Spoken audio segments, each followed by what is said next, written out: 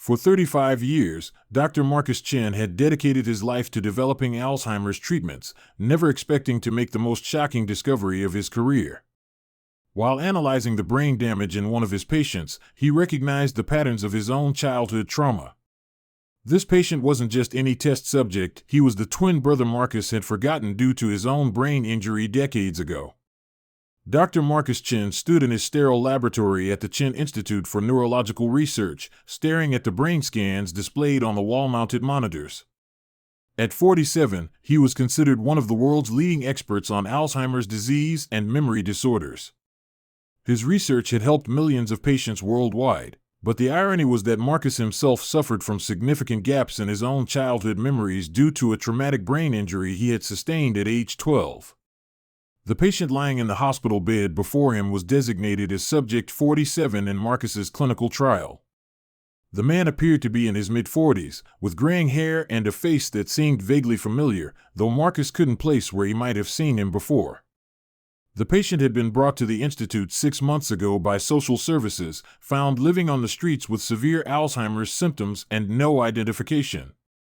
What made this case particularly interesting to Marcus was the unusual pattern of brain damage visible in the scans.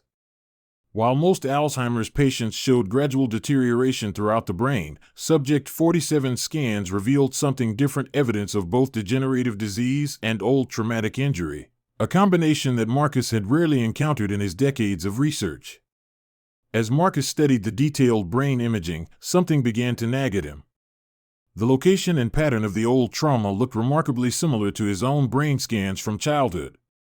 Marcus had sustained a severe head injury in a car accident when he was 12 years old, an accident that had wiped out most of his memories from before that age. For 35 years, he had lived with the knowledge that his early childhood was essentially a blank slate. The accident had occurred during a family trip when Marcus was 12. According to the medical reports and what little his adoptive parents had told him, he had been found alone at the crash site with severe head trauma. There had been no other survivors, and Marcus had spent months in the hospital recovering from his injuries. When he finally regained consciousness, he remembered nothing from before the accident, not his family, not his home, not even his own name. Marcus had been placed in foster care and eventually adopted by Dr. Richard and Margaret Chen, a childless couple who were both professors at the university. They had given him their name, provided him with an excellent education, and supported his decision to pursue medicine. But they had never been able to fill the void left by his missing memories. As Marcus continued his research, he had always wondered about his origins, about the family he couldn't remember. But the social services records from that time were incomplete, and his adoptive parents had been told very little about his background. The only clue he had was a small scar above his left eyebrow from the accident, and a recurring dream about playing with another child who looked exactly like him. Now, looking at Subject 47's brain scans, Marcus felt a chill run down his spine. The pattern of old trauma was not just similar to his own, it was nearly identical. But what was even more disturbing was that as he studied the patient's face more carefully, he began to see features that looked remarkably like his own. Marcus walked over to the hospital bed where Subject 47 lay sleeping. The man's breathing was steady but labored, and his face showed the ravages of years of living on the streets. But beneath the weathered skin and unkempt beard, Marcus could see bone structure that mirrored his own. The shape of the nose, the set of the eyes, even the small scar above the left eyebrow, they were all identical to Marcus's own features. With trembling hands, Marcus reached for the patient's medical chart. The man had been brought in with no identification, no memory of his own name, and no known family contacts. Social services had estimated his age at mid-40s, which would make him approximately the same age as Marcus. The only personal effect found with him was a small, tattered photograph that had been severely damaged by years of exposure to the elements. Marcus had seen this photograph before when the patient was first admitted, but he hadn't paid much attention to it at the time. Now, he carefully removed it from the chart and held it up to the light. Despite the damage, he could make out the faint image of two young boys, perhaps 10 or 11 years old, standing side by side with their arms around each other's shoulders. Both boys had the same facial features, the same smile, the same scar above their left eyebrow.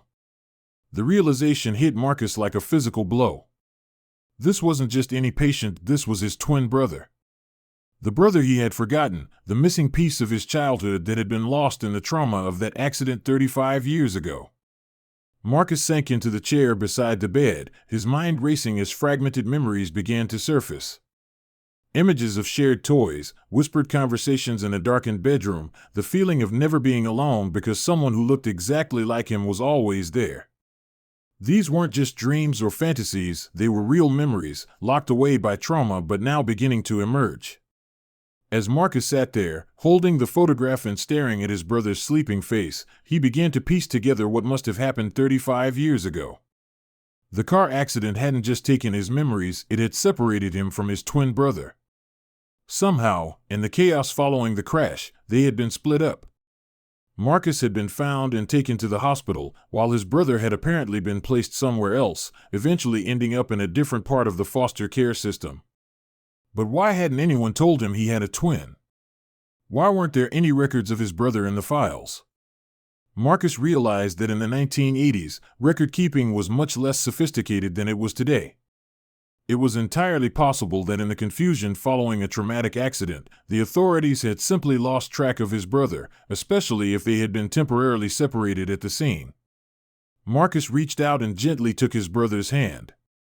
The moment their skin made contact, he felt a jolt of recognition that went deeper than memory, deeper than conscious thought.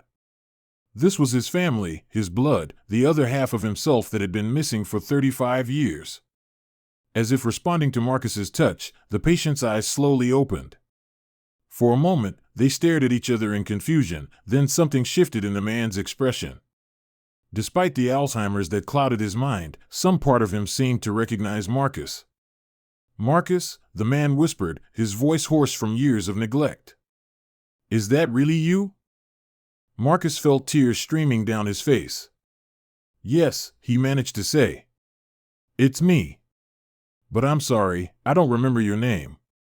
The accident, it took away my memories." "David," his brother replied with a sad smile. "My name is David. We used to build castles in the sandbox behind our house. You always made them bigger than mine, but you never said they were better." The memory came flooding back to Marcus with startling clarity. The sandbox, the plastic buckets and shovels, the feeling of warm sun on his back as he and David spent hours creating elaborate sand kingdoms. For the first time in 35 years, Marcus remembered being truly happy. "I remember," Marcus said, squeezing David's hand. "I remember the sandbox. I remember you." Over the next several hours, Marcus sat beside David's bed as more memories slowly returned. They had been inseparable as children, sharing everything from toys to dreams to secrets. They had their own language, their own games, their own world that no one else could enter. They had been each other's best friend, protector, and constant companion. The accident had happened when they were on their way to visit their grandmother for her birthday. Their parents had been killed instantly, but both boys had survived the initial crash. Marcus had been thrown from the vehicle and found unconscious by the roadside, while David had been trapped in the wreckage for several hours before being rescued. Both boys had sustained severe head injuries, but Marcus's trauma had affected his memory centers while David's had caused different types of cognitive damage. In the chaos of the emergency response and the subsequent investigation, the brothers had been taken to different hospitals and placed in different foster care systems. Marcus had been fortunate; his head injury, while traumatic, had healed well, allowing him to excel academically and eventually become a doctor. David had not been so lucky. His brain damage had caused progressive cognitive decline that had been misdiagnosed for years as behavioral problems rather than medical issues. David had bounced from foster home to foster home, never finding the stability that Marcus had found with the Chen family. As he grew older, his undiagnosed brain damage had made it increasingly difficult for him to hold jobs or maintain relationships. Eventually, he had ended up on the streets, where his condition had continued to deteriorate until social services had finally brought him to Marcus's institute. "I've been looking for you," David said during one of his more lucid moments. "For years, I've been trying to remember your name, trying to find you. I knew you were out there somewhere." "I should have been looking for you too," Marcus replied, his heart breaking for all the years they had lost. "I should have known something was missing from my life." As Marcus spent more time with David, he began to understand the full scope of his brother's condition. The early brain trauma had made David more susceptible to Alzheimer's disease, which had now progressed to a fairly advanced stage. David's memories were fragmented and inconsistent. Sometimes he remembered their childhood with perfect clarity, other times he didn't recognize Marcus at all. But in his lucid moments, David showed flashes of the intelligence and humor that Marcus remembered from their childhood.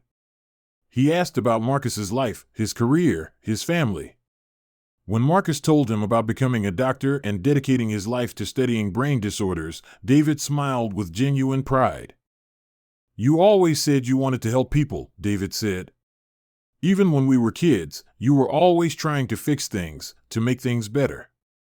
Marcus realized that his entire career had been unconsciously driven by his need to understand what had happened to him, to recover the memories he had lost.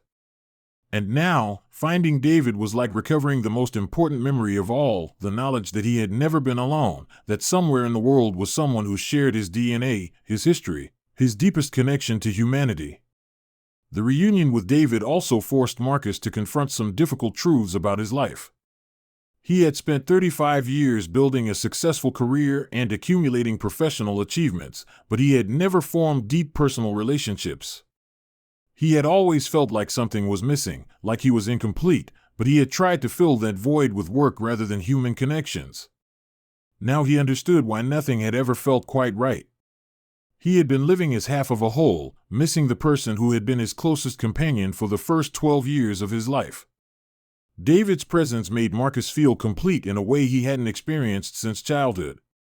Marcus threw himself into David's care with the same intensity he had always brought to his research. He consulted with colleagues around the world, explored experimental treatments, and used his position at the Institute to ensure that David received the best possible medical care. But more importantly, Marcus began spending time with David simply as his brother, not as his doctor. They looked through old photo albums that Marcus had never seen before, albums that David had somehow managed to keep through all his years of displacement.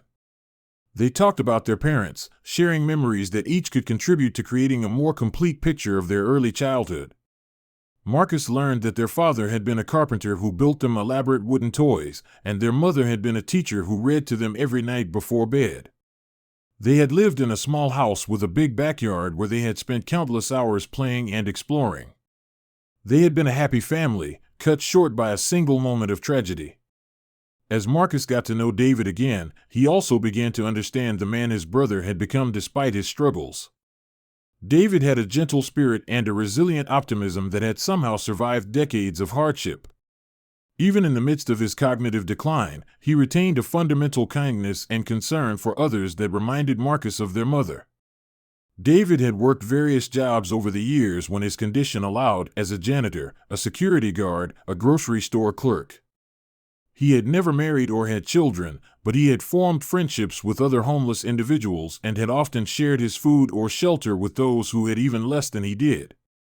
"I may not remember everything," David told Marcus during one conversation, "but I remember that we're supposed to take care of each other. That's what family does." The words hit Marcus deeply because he realized that while he had been taking care of patients and advancing medical science, he had never learned how to take care of the people closest to him. He had kept colleagues and acquaintances at arm's length, never allowing anyone to get close enough to truly know him. But with David, those walls came down naturally. Being with his brother felt like coming home to a part of himself he hadn't known was missing. They shared an intuitive understanding that went beyond words, a connection that had survived 35 years of separation and trauma. Marcus began to restructure his life around David's needs. He arranged for David to live in a specialized memory care facility affiliated with the Institute, where he could receive round-the-clock medical supervision while still maintaining some independence. Marcus visited every day, often bringing work with him so he could be nearby while David rested. The other researchers at the Institute were amazed by the change in Marcus. The driven, somewhat distant scientist they had known for years was suddenly more accessible, more human, more willing to collaborate and share his knowledge. Marcus realized that finding David had not just given him back his brother, it had given him back his capacity for emotional connection. Marcus also began reaching out to other families affected by brain trauma and memory disorders. He started support groups for family members dealing with similar situations and used his platform as a leading researcher to advocate for better systems to keep families together during medical crises. The work felt more meaningful than any research he had ever done because it was personal, connected to his own experience of loss and recovery. Marcus understood now that healing wasn't just about fixing damaged neurons or developing new medications, it was about preserving and rebuilding the human connections that gave life meaning. 6 months after their reunion, Marcus and David were sitting in the Institute's garden, enjoying a rare moment when David's mind was clear and their conversation flowed easily. David had been asking about Marcus's research, and Marcus was explaining some of the new treatments he was developing. "You know," David said thoughtfully, "I'm glad I got sick." Marcus looked at him in surprise. "What do you mean?" "If I hadn't developed Alzheimer's, if social services hadn't brought me here, we might never have found each other," David explained. "Sometimes terrible things happen for reasons we can't understand at the time." Marcus considered this perspective. It was true that David's illness had been the catalyst for their reunion, but it was also the thing that was slowly taking his brother away from him again. The Alzheimer's was progressing, and Marcus knew that David's lucid moments would become fewer and farther between. "I wish we had more time," Marcus said quietly. "We have right now," David replied with a smile. "That's more than we had yesterday." It was a perspective that David had developed through years of uncertainty and loss, the ability to find joy and meaning in the present moment, regardless of what the future might hold. It was a lesson that Marcus, despite all his scientific knowledge and professional success, was only now beginning to learn. As David's condition continued to deteriorate, Marcus found himself facing the same helplessness that families of his patients experienced every day. All his expertise, all his research, all his resources couldn't stop the progression of his brother's disease.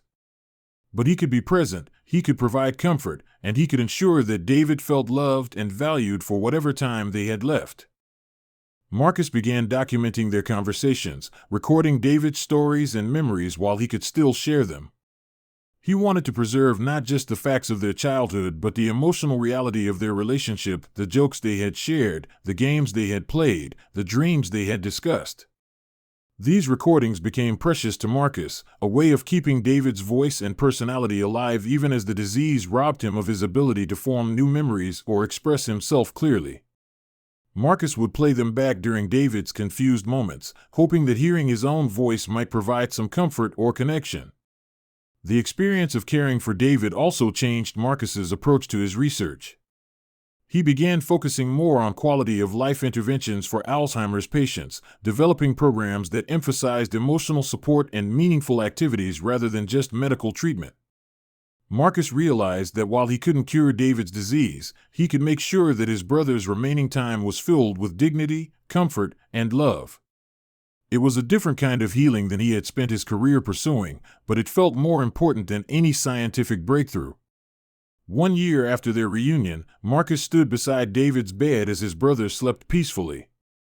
David's condition had deteriorated significantly, and he now rarely recognized Marcus or understood where he was. But sometimes, when Marcus held his hand or spoke softly to him, David would smile in a way that suggested some deeper part of him still remembered their connection. Marcus had learned to treasure these moments of recognition, however brief they might be. They reminded him that love and family bonds could survive even the most devastating neurological damage, that the connections we form with others exist at a level deeper than conscious memory. The research that Marcus had begun inspired by David's case was now showing promising results. The Institute had developed new protocols for family notification and reunification in cases of traumatic brain injury, ensuring that other families wouldn't suffer the decades of separation that he and David had endured. Marcus had also established the Chen Foundation for Lost Family Members, an organization that used advanced genetic testing and database technology to help reunite families separated by trauma, illness, or other circumstances. In its first year, The foundation had helped reunite over 200 families, giving Marcus a sense of purpose that went far beyond his personal situation. As Marcus sat beside David's bed that evening, he reflected on how much his life had changed since finding his brother. The driven, isolated scientist who had devoted himself entirely to his career was gone, replaced by someone who understood that the most important discoveries weren't made in laboratories but in the connections between human hearts. David stirred slightly and opened his eyes, looking directly at Marcus with a moment of perfect clarity. "Thank you," David whispered, "for finding me." "Thank you," Marcus replied, tears streaming down his face, "for letting me find myself." In the months that followed, as David's condition continued to decline, Marcus never left his side. He had learned that the most important research he could do was the daily work of loving someone, of being present through suffering and loss, of honoring the bonds that make us human. When David passed away peacefully 2 years after their reunion, Marcus felt the grief of losing him again, but also gratitude for the time they had been given to remember each other, to be brothers again, even if only briefly. At David's funeral, Marcus spoke about the importance of memory, not just the neurological function they studied in the laboratory, but the emotional memory that connects us to the people we love. He talked about how David had taught him that healing wasn't just about restoring what was lost, but about appreciating what remained. The David Chen Foundation continued to grow, helping countless families find each other across the gaps created by trauma, illness, and circumstance. Marcus's research took on new dimensions as he explored the relationship between memory, identity, and human connection. But perhaps most importantly, Marcus had learned to open his heart to relationships beyond his work. He began forming meaningful friendships with colleagues, became a mentor to young researchers, and eventually found love with Dr. Sarah Mitchell, a neurologist who shared his passion for helping families affected by brain disorders. Years later, when Marcus looked back on his life, he realized that losing his memory in that childhood accident had been both a tragedy and a gift. The tragedy was obvious: 35 years separated from his twin brother, decades of feeling incomplete and disconnected from his own history. But the gift was more subtle and perhaps more profound. It was the gift of understanding that we are more than our memories, that love and connection can survive even the most devastating losses, and that sometimes the most important discoveries happen not when we remember the past, but when we open ourselves to the present moment and the people who share it with us. Marcus had spent his career trying to cure memory loss, only to discover that the most important cure wasn't medical, it was the courage to love completely, even knowing that loss is inevitable. David had taught him that lesson in the brief time they had together, and it was a lesson that would guide Marcus for the rest of his life. The boy who had lost his twin brother in a car accident had grown up to become a man who helped other families find each other. The doctor who had dedicated his life to understanding memory had learned that the most important memories aren't stored in the brain, but in the heart, and those memories can never be lost as long as we choose to honor them through how we live and love.